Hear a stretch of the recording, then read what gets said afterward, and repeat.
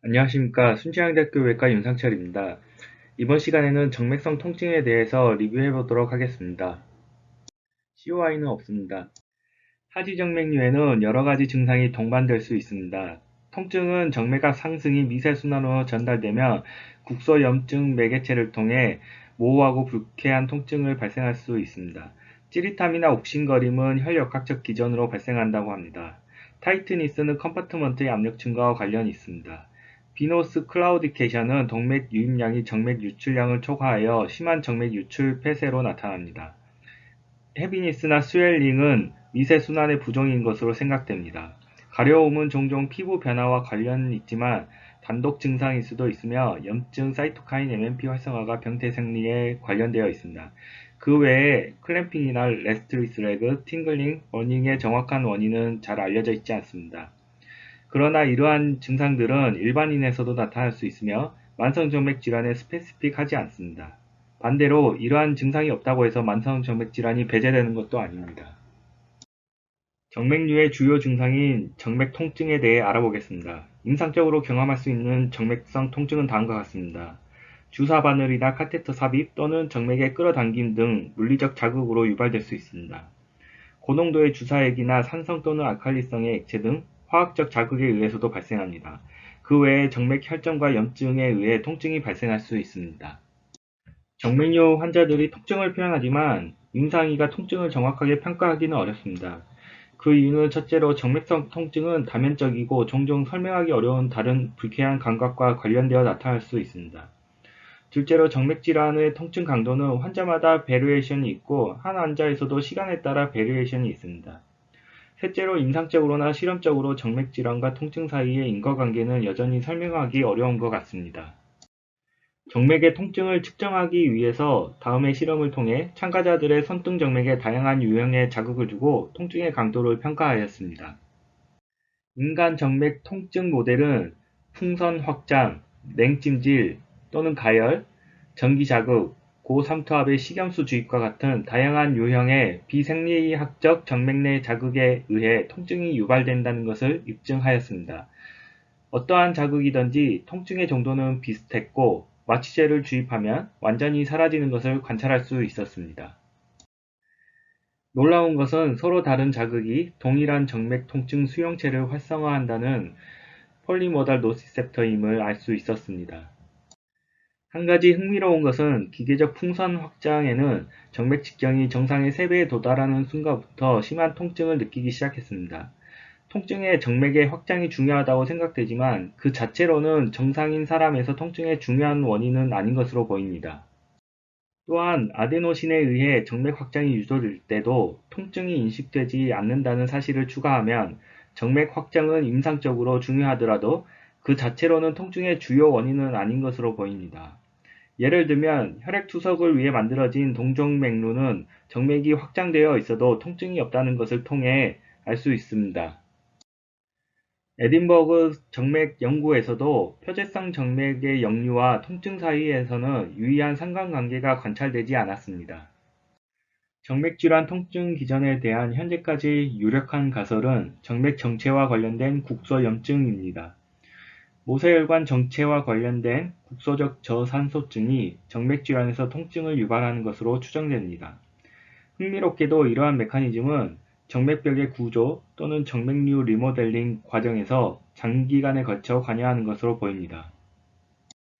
최근 여러 연구에서 정맥질환의 미세순환 변화에 초점을 맞추고 있습니다. 쥐에서 급성 정맥 폐색을 실험한 연구에서는 내피 조직의 호중구 침윤을 특징으로 하는 염증 반응을 유발하는 미세혈관 압력 증가의 역할을 보여주었습니다. 일부 염증 마커의 수준은 정맥 질환의 통증 강도와 상관관계가 있을 것으로 예상되지만 132명의 만성 정맥 질환자에서 발등의 정맥에서 12가지 마커를 측정한 다음 연구에서는 통증의 강도와 유의한 상관관계가 발견되지 않았습니다. 염증과 정맥 질환의 생리학적 기전은 잘 알려져 있으나 염증 과정과 정맥성 통증의 관계는 객관적으로 입증하기 어려운 것으로 보입니다. 정리하자면 정맥 고혈압에 의한 저산소증은 백혈구와 함께 내피 조직을 활성화시켜서 주로 비만세포의 이동을 초래하는 것으로 믿어집니다. 이러한 세포의 이동과 염증 반응은 통증의 생물학적 기초를 형성합니다. 알파, 델타나 C5가 통각 수용체로 작용하며 주로 화학적 자극에 민감하며 정맥 확장에는 덜 민감합니다. 다른 종류의 자극에 같은 강도로 통증이 유발되는 다면적 통각 수용체로 생각되며 그 반응은 느리고 지속되는 양상의 통증을 보입니다. 흥미로운 것은 CAP 분류에 기초한 정맥질환과 통증 강도 사이에는 상관관계가 없었습니다. 132명의 정맥류 환자를 대상으로 한 코호트 연구에서도 바스 스코어를 측정하였을 때 C2에서 2.8, C3에서 4.5, C4에서 0.5, C5 이상에서는 제로였습니다.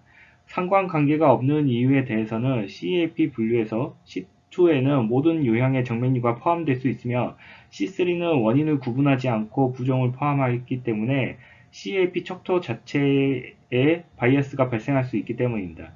또 다른 가설은 미세혈관병증에 의한 허혈로 센서리 액손이 소실되고 감각 인계값이 상승하였을 것으로 보입니다.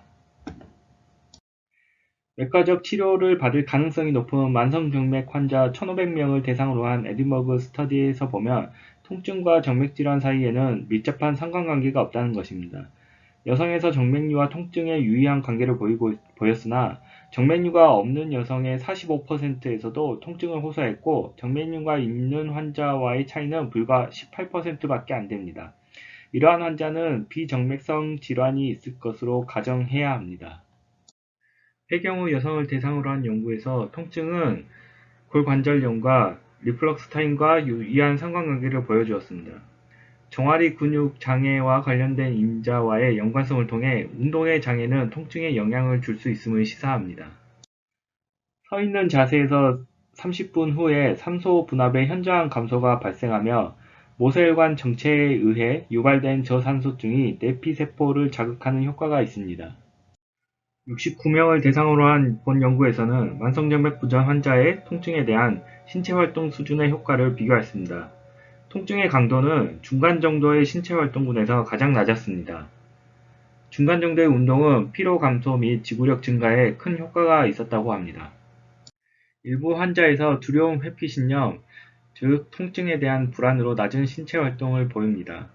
외래에서 우리는 종종 운동하면 아픈데 괜찮은 건지 궁금해하는 환자들을 만납니다. 하지만 오히려 Fear Avoidance Belief를 가진 환자에서 액티비티 감소는 통증 스코어가 높음을 알 수 있습니다. 또 다른 흥미로운 연구는 온도와 관련된 믿음입니다. 정맥류는 따뜻한 계절에 더 심해진다고 환자들이 믿고 있습니다. 하지만 이 연구에서 사이토카인 수치는 추워지기 시작하는 가을에 상당히 높았고 따뜻해지는 봄에는 오히려 감소하였습니다. 이러한 결과에 대해 연구자들은 바이타민 B의 작용과 상관관계가 있을 것이라고 추측하고 있습니다. 테란지액타시아나 레티큘라 베인 등 C1S 환자를 대상으로 MPFF를 3개월 처방하였을 때 일시적인 혈액 역류가 완치되고 QOL이 증가되었다는 흥미로운 연구도 있었습니다. 요약하겠습니다. 정맥 통증은 CAP 클래시피케이션이나 리플럭스, 인플라마토리 마커와 상관관계가 없었습니다. 하이포엑시아가 통증의 유발의 중요한 요인이라면 이와 관련된 여러가지 상황들, 예를 들면 오래 서 있거나 오래 앉아 있거나 하루 일과를 마친 시간이나 생리 중 특정 기간 또는 관절염 등으로 잘 걷지 못하는 경우에 하지 통증을 경험할 수 있습니다. 에딘버러 연구에서 관찰된 바와 같이 임상검사에서 정맥류가 없고 도플러에서 역류가 없는 환자에서 다리 통증이나 무거움과 같은 증상을 호소하는 경우를 설명할 수 있습니다. 통증은 정맥의 하이폭시아의 단기 결과로 생기는 반면 정맥류성 확장은 정맥질환의 후기 단계에 나타납니다. 통증이 정맥류성 확장과 밀접한 상관관계가 없다는 사실은 정맥의 통증 수용체의 1차 활성화 부위가 비교적 큰 정맥에 없을 수 있음을 시사합니다. 대신에 미세혈관의 하이폭시아에 의한 통증 수용체 활성화 가설이 훨씬 그럴듯해 보이며 미세순환의 통증 수용체를 연구하는 방법이 앞으로 개발되어야 할 것으로 보입니다.